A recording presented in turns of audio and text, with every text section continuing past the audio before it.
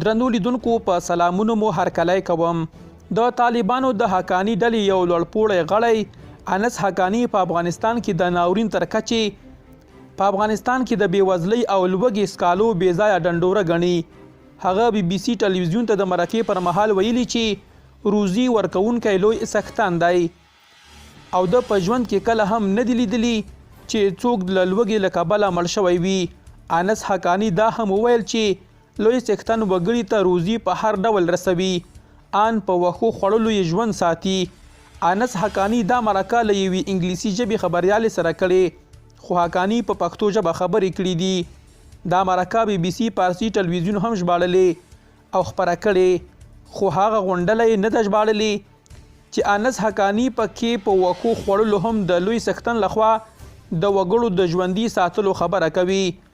په دې مرکه کې انس حقاني وایي چې دوی د ناچارۍ ختمولو په لارو چارو او د هغه په خپله اصطلاح په چل پوهیږي. حقاني د دغه چل په اړه نور جزئیات نه دي ورکړي. له ولسواکې واکمنۍ سره د طالب ډلې د خبرو پلاوي دغه غړي په خپله دې مرکه کې دا هم وویل چې طالب ډلې وسلوالو په تېره 20 کلنه جګړه کې له لوږې سره ډېره بلدتیا موندلې او ورته ټولیزه خبره ده. د په وینا د طالب ډلې د مشرتابه له څو کسانو پرته چې په تېره 20 کلنه جګړه کې له 5 تر 10 زرو افغانیو تنخواګانې اخیستلې، نور ټول وسلوال یا وژونکي له کومې تنخوا او امتیاز پرته جنګېدل. حقاني ونه ویل چې همدا څو کسان د پراخې جګړې اوزار او لګښتونه دوی له کومه کول او له خپلو کورنیو سره یې څه خوړل او څښل. همدا پوښتنې څو ورځې مخکې د افغانستان یوې سیاستوالې شکریې بارکزۍ د طالب ډلې له ویاند ذبیح الله مجاهد څخه په یو ویډیویي ګړار کې وکړې، خو مجاهد کوم روښانه ځواب ورنه کړ. د انس حقاني د خبرو استوزه نه ده روښانه شوې چې هغه خو به 40 میلیونه بېوسۍ ځپلي او نور افغانان وښو خوړلو ته نه هڅوي. د طالب ډلې لوی مشر ملا هیبت الله اخونزاده په کندهار کې له ولایتي پازوالانو سره په لیدنه کې د طالب ډلې چارواکو ته په بیلو برخو کې سپارښتنې کړي دي. نوموړي ویلي چې ټول پازوالان باید اړغوني یا عاجزي غوره کړي او خپل ځانونه په بشپړه توګه کنټرول کړي او دغه راز له ولس سره تر ټولو نرم چلن وکړي.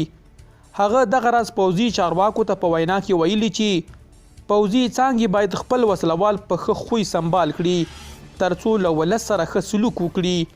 نوموړي څرګنده کړې ده چې ټول مشران باید وخت پر وخت له دین پوهانو سره لیده کاته ولري او د کارونو د پرمختګ په برخه کې ورڅخه سلا مشورې واخلي.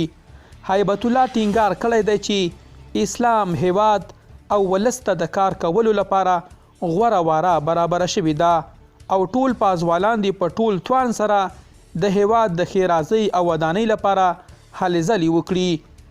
نوموړي د خپلو خبرو په پای کې ویلي چې امنیتي بنسټونه باید د وګړو د امنیت خوندیتوب په برخه کې جدي واوسي او دغه راز امنیتي آرونه یا اصول په کلکه ومني. په فاریاب ولایت کې د طالب ډلې سیمه ایزو پازوالانو د دغه ولایت اوسیدونکو ته بولۍ کړې چې د پوځي جامو له اغوستلو ډډه وکړي. په دغې بولۍ کې چې د لیندۍ میاشتې پر 21 نیټه خپره شوې، پکې ویل شوي چې د هیوادوالو د امنیت د خوندیتوب په موخه باید ټولیز وګړي د پوځي جامو له اغوستلو او په ښار کې د تورو ښیښو لرونکو ګاډو له ګرځولو ډډه وکړي. په فاریاب کې د طالب ډلې سیمه ایزو چارواکو ټینګار کړی چې د دوی له پوځیانو پرته څوک حق نه لري چې پوځي جامې واغوندي. دوی ګواښ کړی چې له سرغړونکو سره به دودیز یا قانوني چلند وشي. د ویلو وړ ده چې په وروستیو ورځو کې داسې خبرونه ورکړل شوي چې یو شمېر کسان د طالب ډلې په نوم غلاوې کوي چې طالب ډلې هم دا خبرونه منلي او ویلي وو چې د دغه راز کارونو مخنیوی کوي. درنو لیدونکو له ملتیا مو مننه.